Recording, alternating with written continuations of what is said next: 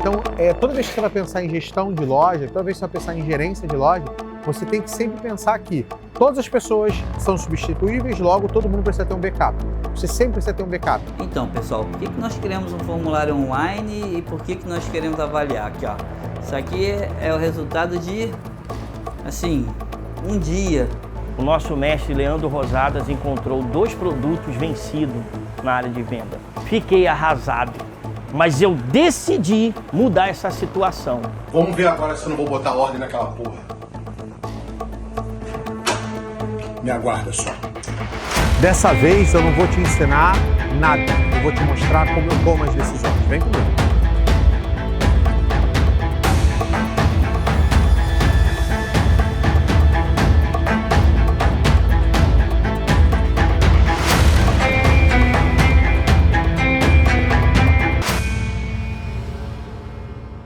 E hoje, nesse momento, eu estou disposto a comprar pitar e deixar estragar pitar, e comprar de novo, deixar estragar, e comprar de novo, deixar estragar, até mesmo consumir. Porque o que vai acontecer é, só vai ter aqui. Foi o que eu te falei, o que eu pedi pra você? Compra o que não tem, pode comprar os troços mais doidos do mundo, compra e bota. E aí, fulano, faz stories, mostra que tem, mostra que tem. Porque o cara vai falar em Campo Grande, caramba, eu quero comer tal coisa, só tem lá. Eu quero comer isso, só tem ali. O cara não tem como, eu não vou ter concorrente. E o cara não tem pra onde ir. Só ou ele vai, ou ele compra ali, ou ele não compra. Entendi. Correto. Agora, vamos subir a marca. E a gente vai. Hoje é o dia de fazer isso. Eu falei que organizar essa bagunça para organizar isso hoje. Se eu tiver que tirar, ela sai e eles vão escolher, não tem problema. A equipe tem que saber mais de qualidade do que vocês. Entendeu? É porque o que acontece? Deu 7 horas da noite, a loja lotou. E não tinha ninguém que vendia no produto natural. Então a loja tá bem assistida de funcionário de manhã e de noite não tá. O que a gente tem que fazer? A gente tem que se adaptar. Por quê? Porque se chegar no horário de pico, uma pessoa não resolve. Resolve? Você ser sozinha separado resolve? Não resolve. Tem que parar mais gente para poder fazer, concorda? Ok. Porém, na hora que tá mais tranquilo, você também vai ficar parada, porque vocês estão parados definindo. Você vai estar passando produto, mas se você fica parado, você está o tempo todo que você está atendendo. Agora, os dois que tem a função, qual é a tua prioridade? O delivery. Então, tem coisa para fazer no delivery? Faz o delivery. Não tem a coisa para fazer no delivery, o que você faz? Ajuda em outra coisa. E tá tudo bem. Porque acontece, hoje de manhã a gente ficou à toa. E a gente foi pro esporte. Então, é isso. Então, mas qual é o ponto, né? Então, eu prefiro de manhã, quando a gente chega, ter outras pessoas, até chegar a pessoa que vai ficar no atendimento, você dá suporte ali, porque ali não adianta, tem que ter alguém para falar. E você foi uma das pessoas que foi... Não foi? Na verdade, você veio... Você foi uma das pessoas que foi treinar, e você também, e eu tirei as 2 pessoas que entendem para poder atender. Então, eu preciso de ter outras pessoas, Vai dobrar. porque aquilo ali vende. E vai dobrar. Eu vi no grupo. Então, eu vou botar o dobro de bancas aqui. Vai ter 6 aqui e vai ter 6 aqui. Não, o troço chega quarta-feira que vem. Então, assim, eu também não quero extrapolar vocês terem que trabalhar 500 milhões de horas por dia, não é esse o objetivo. Mas a gente tem que tentar ser o mais eficiente aqui. Então, assim, isso aqui pra mim é o delivery, não é o que enche meus olhos, tá? Porque estão comprando porque eu tô dando produto. Tá? Eu tô comprando alho a R$17 e vendendo a R$9,90. Eu tô comprando ovo a R$12 e vendendo a R$8,99. Mas isso aqui para mim é a grande aposta. Então, não vai ter lugar em Campo Grande que o cara vai encontrar o que vai ter aqui. Então isso para mim é menina dos olhos. Isso para mim não tem que rodar bem. A padaria hoje, a gente está acertando a mão com o pessoal da marca Spam, a produção. Só que isso aqui para mim, eu vou trazer pão de fermentação natural, outra linha que não existe em Campo Grande. O cara, para poder comer isso, tem que ir lá no Recreio, que é pão feito com farinha, água e sal. Inclusive, eu vou trazer, eu vou abrir cada um dos pães para vocês provarem, vocês saberem como é que é e tal. Até porque depois que você comer aquele pão, você não consegue comer mais esse pão. Então, eu vou falar que isso aqui não é pão, que é completamente, o sabor é outro. E aí, eu preciso que isso aqui esteja rodando 100%. Tanto é que eu falo pro Lineker, eu falei, Lineker, vai no SEAS, eu quero que você traga o que não tem. O que ninguém tem? Ah, tem uma pitaia laranja. Traz a pitaia laranja. tem a maçã não sei o que lá atrás. Por quê? É isso, eu quero que a gente se diferencie a ponto de eu tenho que ir lá no empório, porque só tem lá, não tem outro lugar. Então eu preciso só que vocês deem apoio nisso, tá? E eu preciso que isso funcione. Eu quero que o delivery funcione pra caramba, mas não é ele que é o nosso diferencial agora. Enquanto eu tô rasgando coisa todo dia, cara, sendo bom ou ruim o delivery, as pessoas vão fazer pedido. A gente quer que a loja melhore, tá? E aí o que a loja tem diferencial são as frutas e esse negócio aqui, e logo a padaria. Então preciso que essas coisas aqui rodem bem, entendeu? Eu não posso ter um cliente aqui parado, que fica ali rodando. O cliente fica assim mesmo, né? Aí volta pra cá, ele não sabe nem o que ele tá procurando, ele só tá olhando. E aí alguém tem que ir lá abordar ele, ver o que ele precisa e tal, para que a gente venda mais daquilo ali. É aquilo ali que vai fazer o cliente vir para cá todo dia. Então eu tinha falado que a gente ia ter um controle online para ajudar a gente no financeiro. E aí hoje eu estou começando a fazer aqui e decidi mostrar para vocês. Tá? O que é um controle online? Tá? Aqui na loja tem pessoas que vão lidar com isso, né? Vão conferir caixa, vão fechar caixa, mas normalmente eu não estou, o Leandro não está. E muitas vezes a gente quer ter o acesso, né? E o sistema aqui vai ser trocado. Enquanto isso não acontece, tá? Ou seja, eu começo com pouco. O que eu fiz aqui? Uma planilha online. Como é que eu fiz essa planilha? Aqui, se vocês verem aqui embaixo, eu criei uma planilha por dia, né? Vai até o dia 31. E onde eu tenho, né? Eu vou fazendo o fechamento de cada caixa. Não vamos botar assim no dia 1º, tá? Exemplo, né? Então, a operadora Ana, ela me deu, o fechamento do dinheiro dela foi R$100. Ao longo do dia do trabalho dela, ela fez 150 de sangria. Ela vendeu no débito 100, no crédito 100, em voucher de alimentação 50. E do caixa dela foram tirados R$200 para pagar algum tipo de despesa. Beleza? Total de venda 500. Mas o saldo líquido em dinheiro 50, né? Porque eu tive uma entrada de 100 mais 150 com uma despesa de 200, tá? Ou seja, eu posso ver aqui por dia, ou eu posso ver aqui um resumão aqui, ó. Aí aqui na planilha inicial eu fiz um resumo. Aí ela pega o total de todos os dias, venda total da venda em dinheiro de todos os dias que forem preenchidos, né? E aí eu ainda montei um gráficozinho aqui para acompanhar, né? Então eu tive uma venda total de R$500, aí ele vem enumerando aqui para mim a venda em dinheiro, débito, crédito, voucher e as despesas. Na despesa aqui eu dei uma caprichada, mudei, né?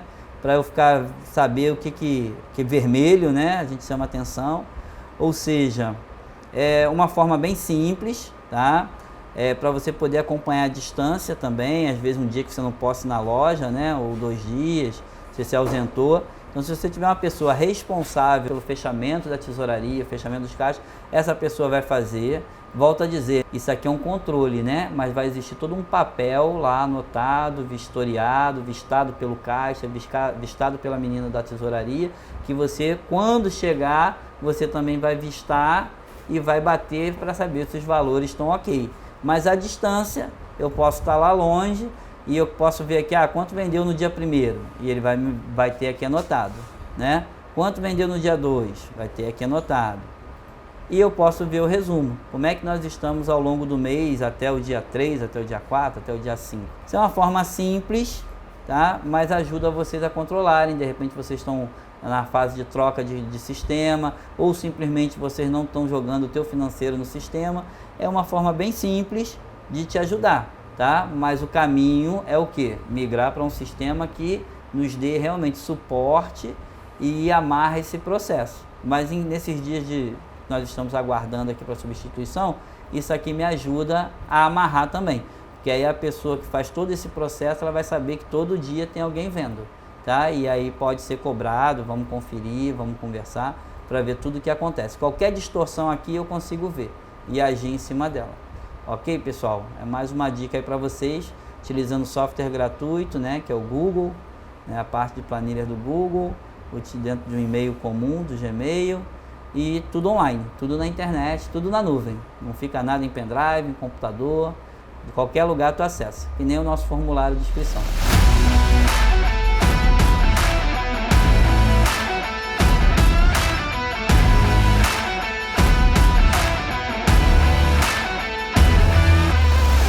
pergunta que eu tenho para fazer para vocês é a seguinte: como que você faz o controle de temperatura, que é uma das etapas do controle de qualidade, além da validade, como nós vimos? Como que você faz o controle de temperatura de sua loja? Uma coisa importante, para que você possa fazer esse controle, é necessário que você tenha o registro.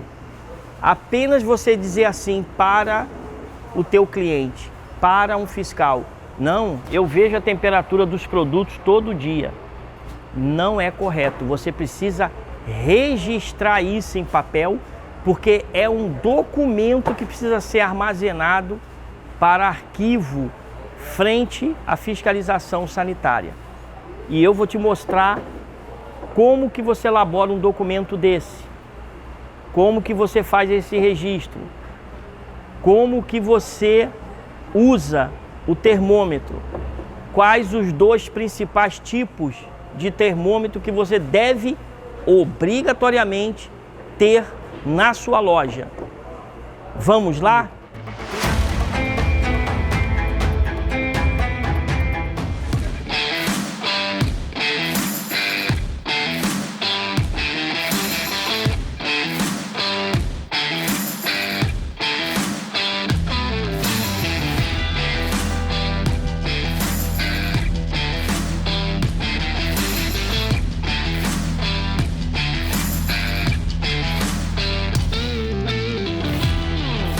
Explode aí, César.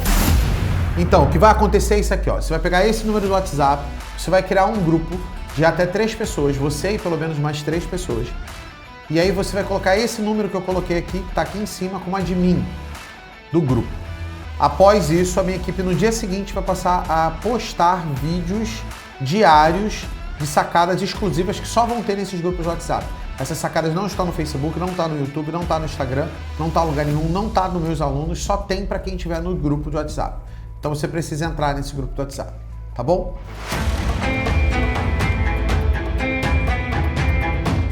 Primeiro você vai me acompanhar aqui. Aqui eu tenho um formulário de registro, olha só, diário de temperatura. Ele é utilizado para os perecíveis e expositores das áreas de vendas. E ele está dividido conforme as geladeiras. Então aqui eu tenho uma geladeira nesses 2 espaços, outra geladeira nesses 2 espaços e assim sucessivamente. Então eu tenho uma geladeira só para leite fermentados e iogurte. Eu tenho uma geladeira só para massas resfriadas. E eu tenho uma geladeira, porque isso aqui é uma loja grande. Então você tem que ter separado um quadro para cada geladeira. Então se eu tenho uma geladeira para bebida láctea, você tem que ter um quadro para bebida láctea. Observe como está montado esse material aqui, ó. Ele é dividido em manhã e tarde. E para cada geladeira ele tem um ótimo de temperatura de armazenagem. Aqui, por exemplo, tá vendo esse menuzinhos aqui, ó? Significa então aqui, ó, que é o mínimo -10. Manteiga, margarina, requeijão, 10 graus positivos. Leite fermentado, 7 positivos. Massas resfriadas, 7 positivo. Produtos processados de FLV, máximo 10 positivo. Expositores de salgados, olha só que bacana, isso aqui é um expositor de salgado, 65 graus, tem que ser quente. Balcão de padaria até 8. Frios e fatiados, 8. Aqui, ó, o mais importante, cada dia da semana tem que se fazer pelo menos uma vez pela manhã e uma vez pela tarde tomar a temperatura. Agora vem cá comigo. Se você toma a temperatura uma vez pela manhã e uma vez à tarde, são 2 tomadas por dia. Será que essa é ideal? Ora, se você tem um sistema de refrigeração que não é confiável, aqui no Empório tudo é novinho, o sistema de refrigeração, mas se você tem um que não é confiável, que de vez em quando ele dá problema, o meu conselho é você tomar 4 vezes a temperatura. Por quê? Calma que eu explico.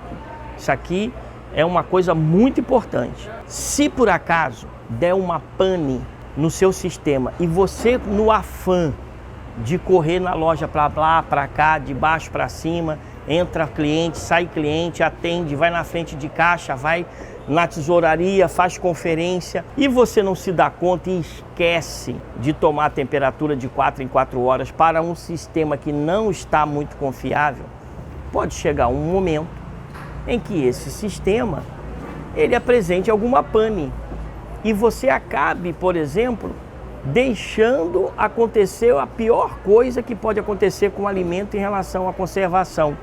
É ele estar fora da faixa ideal de temperatura.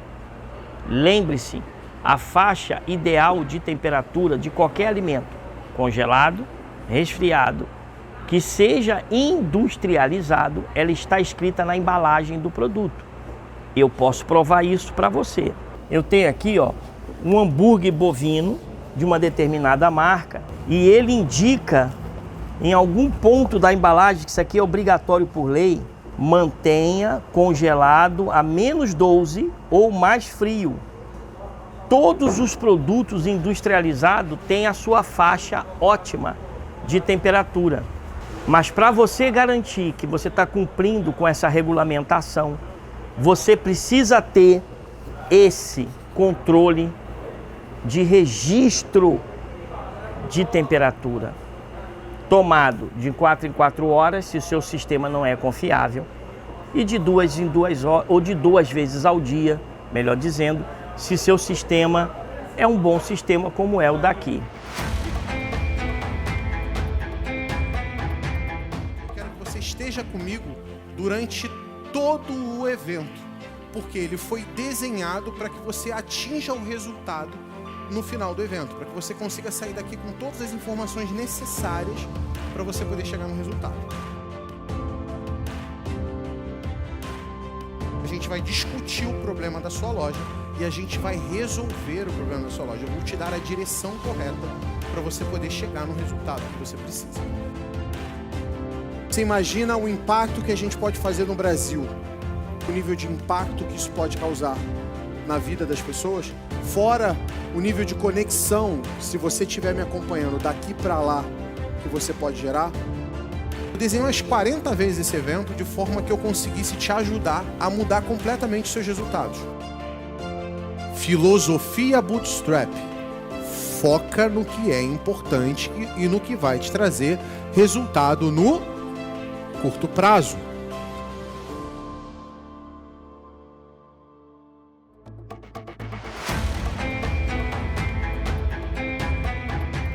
Nós temos um termômetro aqui. Esse termômetro é o termômetro infravermelho.